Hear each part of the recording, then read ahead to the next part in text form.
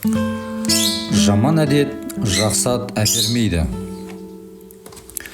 Әдетте адами мінез, мәдениетті сөйлеу, қай нәрсені де ақылмен шешу турасында айтамыз да, ал өз бойымыздағы жаман әдет туралы айту тыс қалып жатады. Сынықтан басқаның бәрі жұғады демекші адам өз ортасына тез бейімделгіш, көрген жағымды, жағымсыз қасиеттерді бойына тез жұқтырып алатын болмыз. Осы орайда жағымсыз әдеттен арылудың жолдарын сөз ету, әңгіме етуге тұрарлық мәселе. Жай уақытта адам өз бойындағы кейбір кемшілік тұстарды біле бермейді. Соның негізгісі адамның бойындағы сырт көзге оғаштау көрінетін жаман әдеттер. Жаман әдет дегеніміз сырт көзге ұнамсыз болып көрінетін адамның жеке басына, соның ішінде беделіне кері әсерін тигізетін, соны көп жағдайда зор өкінішке ұласатын аса жағымсыз қылықтар. Айталық, темекі шегу, арақ ішу, есірткіге құмартушылық, өтірік айту, ауызды балағат сөзге үйрету, екі кісіні шағыстыру, біреудің сыртынан мысқылдап күлу, қолын сұғанақтықтан тыймау және тағы басқа. Мұндай жаман әдеттің зардабы көп. Ол үшін өзіңе сын көзбен қарауды күшейтіп, шайтанның азғыруына жол бермеудің амалдарын жасау да маңызды. Дүниежүзілік денсаулық сақтау ұйымының ұйғарымы бойынша жылына 8 литр алкоголь пайдаланған жан дені сау адам деп есептелмейді. 2005 жылы әлем бойынша үздіксіз есірткі пайдаланатын 52 миллион адам тіркелген. Бұл ғаламшар тұрғындарының 1%-ын құрайды. Ал 2008 жылғы мәліметке сүйенсек, олардың саны 100 миллионға жетіп үлгеріпті. Ғалымдар ол балалардың 55%-ның, қыздардың 82%-ның ағзасы героинді алғаш қолданғаннан кейін-ақ оған тәуелді болып қалатынын айтуда.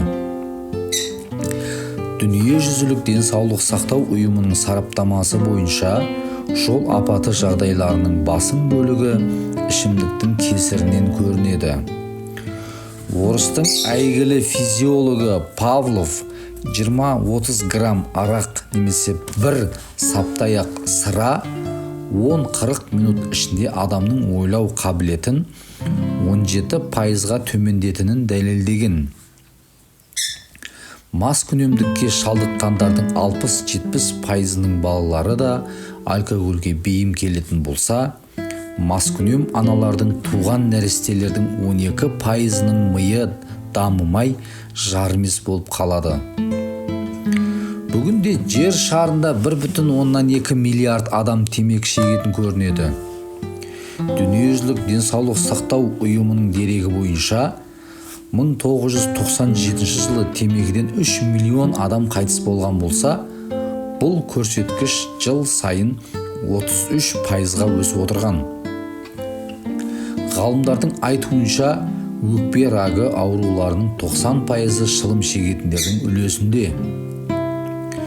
Бүгінгі күні қоғамдық індет болып отырған бұндай кеселдердің бәрі де о баста жаман әдетті жұқтырудың салдары екені белгілі. Өйткені жаман әдетке бір берілген адам маңдайы тасқа тиіп, аяғымен шоқ баспай ештеңені бағамдай алмайды. Бұл тұста жаман дағдыдан құтылу қиын. Қанша қиғаштық болса да жалғаса береді.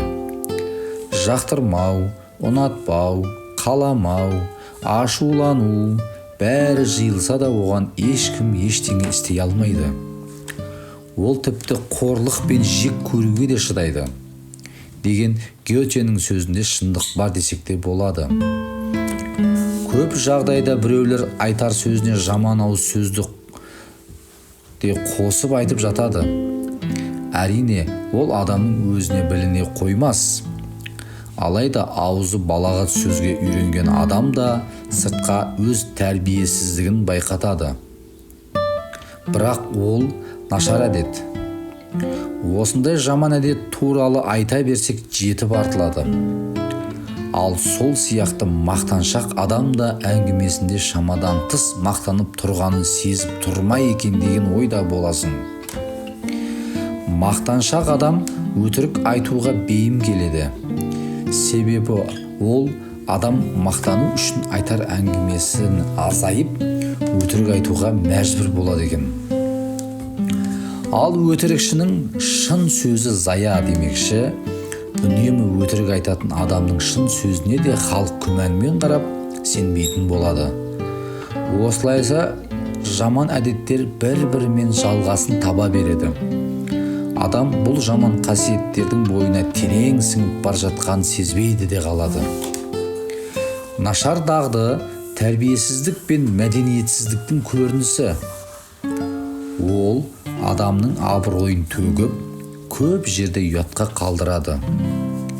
Жаман әдеттің соңы неге ұрындыратынын байыптап, тигізер зардабын жақсы білу керек.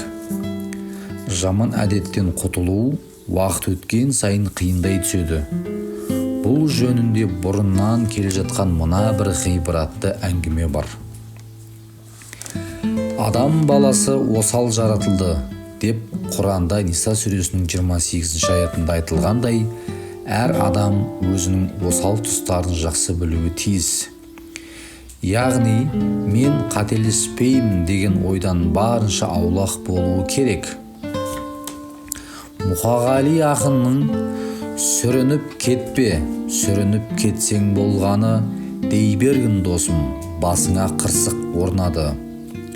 Адам дегеннің аяқ астынан сорлауы, аңдамай басып, сүрініп кетсе болғаны» деп жырлағанындай, өмірде сүрініп кетудің аяқ асты екенін үнемі қаперде ұстап, иманын күшейтіп, өзіне үнемі құдіретті шексіз Аллахтан медет, жәрдем тілеп жүруі қажет.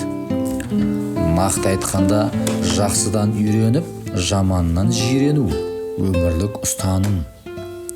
Өйткені дағды адам баласына жақсы қасиеттерді үлгі етіп, бойына сіңіру үшін берілген қасиет. Жаман әдетке бойынсынған адам өмір бойы орны толмас өкініштерге ұрынып жатса, ал жақсы қасиеттерді үлгі еткендер сый құрмет пен абыройға бөлінеді. Бөрібекова, теолог маман.